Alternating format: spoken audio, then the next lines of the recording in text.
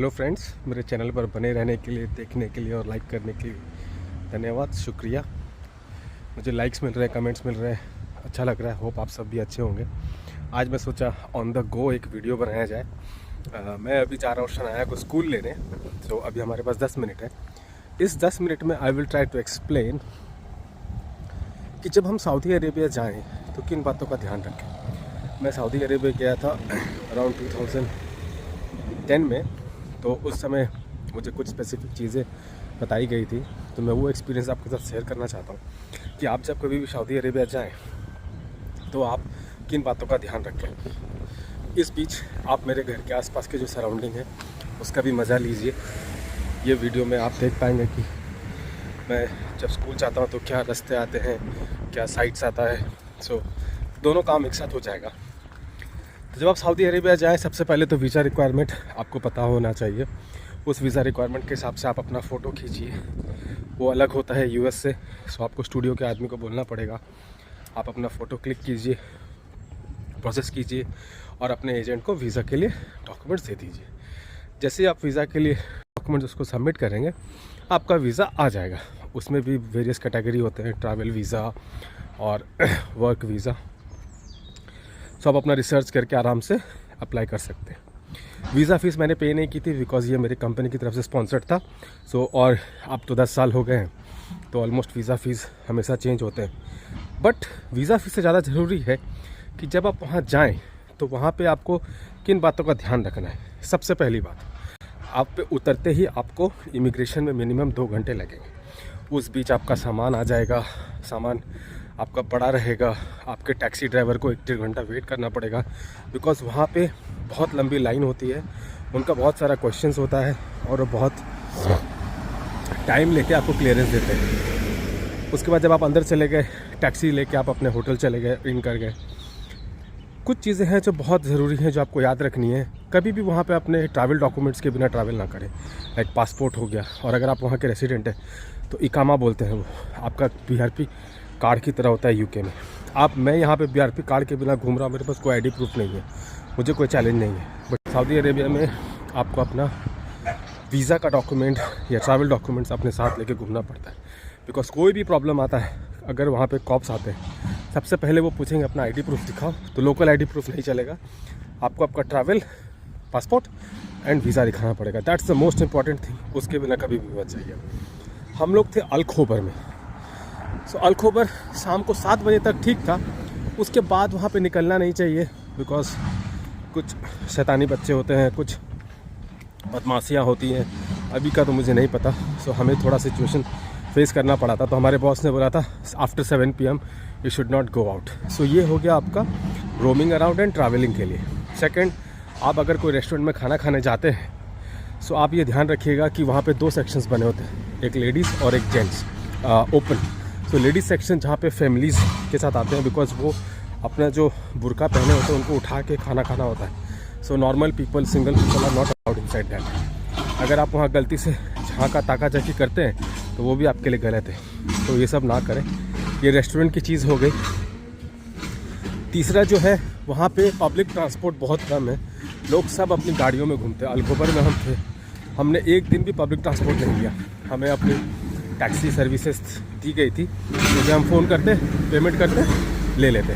तो ये याद रखिएगा। थर्ड चीज़ हो गई कि वहाँ पे पब्लिक ट्रांसपोर्ट नहीं है। फोर्थ, जो सबसे बड़ी और इम्पॉर्टेंट चीज़ है, फूड की। रेस्टोरेंट ज़्यादा एक्सपेंसिव नहीं है। हाँ, आपको मल्टी कुज़िन रेस्टोरेंट्स और वो सब एक्सपेंसिव रेस्टोरेंट्स मिलेंगे, बट वहाँ पे एक बहुत ही उम्दा बात है कि वहाँ की गवर्नमेंट ना आपसे रोटी के पैसे नहीं लेती।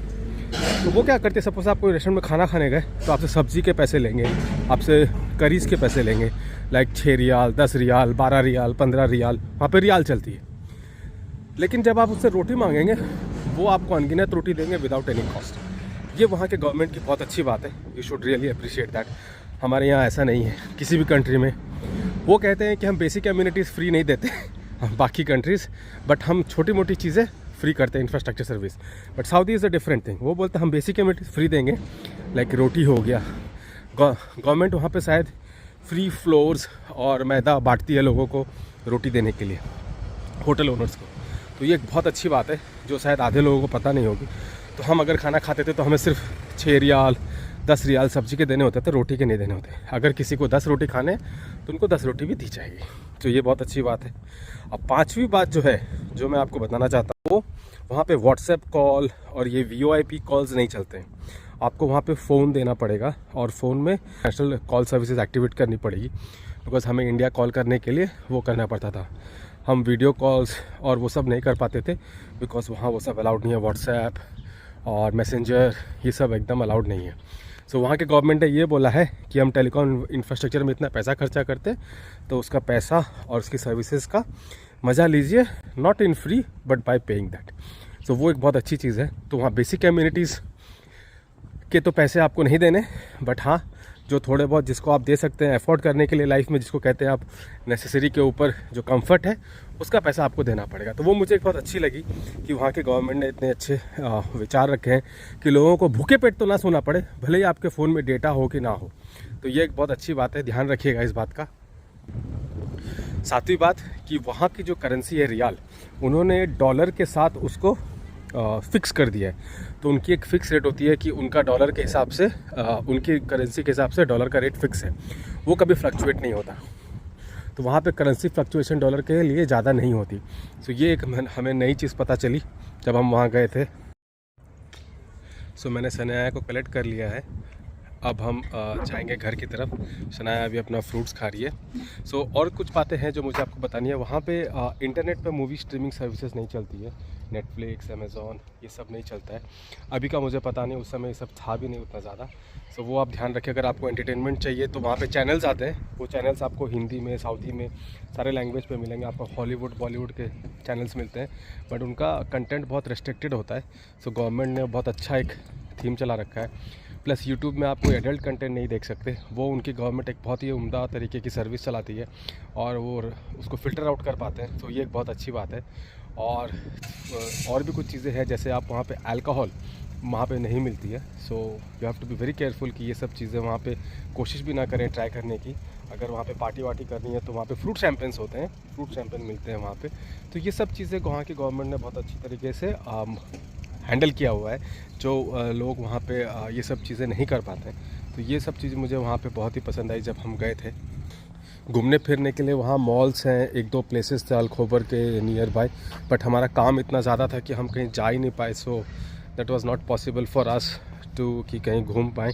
सो हम 2-3 मॉल ही जा पाए। मोस्टली हम वहाँ पे वेडनेसडे रात को या थर्सडे रात को जब हमारी छुट्टी होती थी, तब हम रेस्टोरेंट में खाना खाना जाते थे और थोड़ा बस ऐसे चहलकदमी कर लिया। बट घूमने के लिए हमें ज़्यादा टाइम मिला नहीं।